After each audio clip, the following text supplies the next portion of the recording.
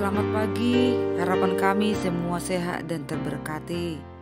Terlebih pada pagi hari yang indah ini, Tuhan mengantar kehidupan kita, memperoleh nafas kehidupan. Karena itu sebelum kita memulai segala apa yang menjadi tugas, tanggung jawab, mari kita dahulukan Allah dalam segala hal, dan itu yang mendasari kehidupan kita. Kita bersatu di dalam doa.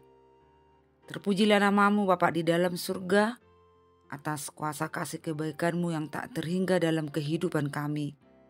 Terima kasih Allah, Engkau bangunkan kami dalam kesehatan. Karena itu kami mau mendengarkan firman-Mu. Biarlah Tuhan Engkau materaikan Roh Kudus-Mu untuk membimbing dan mengajari kami dan memampukan kami sehingga kami bisa mengaplikasikan di dalam kehidupan kami sehari-hari. Dengarlah ya Allah doa kami dalam Kristus. Amin.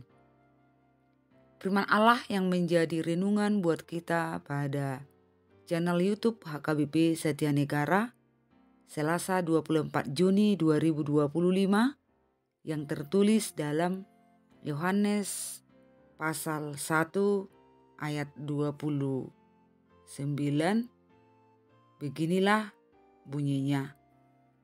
Pada keesokan harinya, Yohanes melihat Yesus datang kepadanya dan ia berkata, "Lihatlah anak domba Allah yang menghapus dosa dunia." Demikian pembacaan firman Allah. Bapak, Ibu, saudara-saudari sekalian yang terkasih dalam Yesus Kristus. Kabar kedatangan Mesias Yesus Kristus telah santer ke segala penjuru. Karena itu Yohanes Pembaptis tampil sebagai saksi untuk memberi kesaksian tentang terang itu, yaitu Yesus. Terang yang sesungguhnya menerangi setiap orang di dunia. Yohanes bersaksi sesungguhnya dia telah mendahului aku, sebab dia telah ada sebelum aku. Rasa keinginan tahuan mengenal siapa sosok Yesus sebagai penyelamat dunia membuat para orang Yahudi mengutus beberapa imam dan orang-orang Lewi menanyakan kepada Yohanes, apakah dia Mesias yang sudah datang? Yohanes berkata, bukan. Apakah dia Elisa, Musa, dan mengapa bisa membaptis? Dikatakan ayat 26.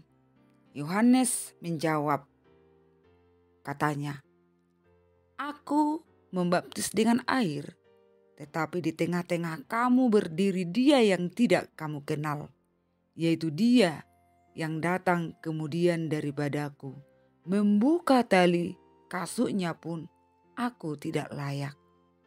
Hal itu terjadi di Betania yang di seberang sungai Yordan, di mana Yohanes membaptis. Namun keesokan harinya, barulah Yohanes menunjukkan siapa Mesias, yaitu Yesus Kristus yang sebagai anak domba. Mengapa Yesus disebut anak domba Allah?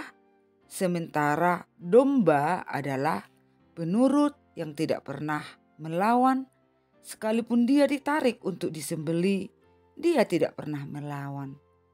Yesus sebagai domba atas apapun yang terjadi, cemooh, fitnah, dan berbagai penderitaan, Yesus selalu diam, seolah-olah tidak mempunyai kuasa apapun.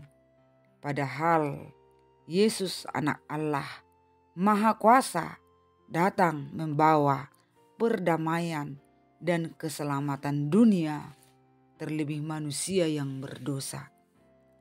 Yesus dibawa seperti domba yang akan disembelih dan tetap memilih diam supaya umat Allah dipulihkan. Sama seperti yang dilakukan bangsa Israel setiap tahun untuk mengingat umat Allah, tentang karya Allah yang telah membebaskan Israel dari perbudakan Mesir. Demikianlah kita berpesta Paskah, yaitu Yesus datang ke tengah-tengah dunia membawa keselamatan sekali untuk selama-lamanya. Dalam Wahyu 5 ayat 6 dikatakan, "Maka aku melihat di tengah-tengah takhta dan keempat makhluk itu, dan di tengah-tengah tua-tua itu berdiri seorang anak domba seperti telah disembelih, bertanduk 7 dan bermata 7. Itulah ketujuh roh Allah yang diutus ke seluruh bumi." Karena itu, untuk kita semua, pengorbanan Yesus telah membawa hidup baru dan merubah perjalanan hidup orang percaya. Segala sakit, penyakit, dan penderitaan telah dikalahkan Yesus sebagai domba Allah untuk kesembuhan, keselamatan, serta untuk menjadikan seluruh umat Allah menjadi anak dan pewaris kerajaannya. Kita berdoa. Syukur padamu Allah Bapa di surga, kasih-Mu tidak berkesudahan. Sekalipun manusia telah berdosa, telah mati, tetapi Engkau tidak membiarkan. Kasih-Mu lebih besar dari segala-galanya. Engkau ya Allah memberikan anak-Mu Yesus Kristus sebagai anak domba yang selalu menurut sekalipun ditarik untuk disembelih, disalibkan, semua cemooh cercaan diberikan kepada Yesus. Tapi Yesus diam hanya untuk keselamatan dan supaya kami semua tidak menerima hukuman mati. Terima kasih Allah, Engkau tidak menuntut melebihi apa yang menjadi kemampuan kami. Hanya beribadah, bersyukur, dan hidup seturut dengan Allah. Mampukan kami Tuhan, Roh Kudus-Mu berkuasa atas kami, sehingga kami tidak mudah tergoyah dengan godaan dunia ini, tidak mudah tersulut emosi atas apapun. Tolong kami Tuhan, bentengi kami Tuhan dengan iman yang teguh untuk menghadapi bagaimanapun kerasnya kehidupan. Ke dalam tangan-Mu kami serahkan kehidupan anak-anak kami yang dalam sekolahan yang jauh dan dekat. Tuhan bimbing mereka ke jalan yang benar, menjadi pendoa yang takut akan Tuhan bersama Allah. Mereka bisa meraih masa depan mereka.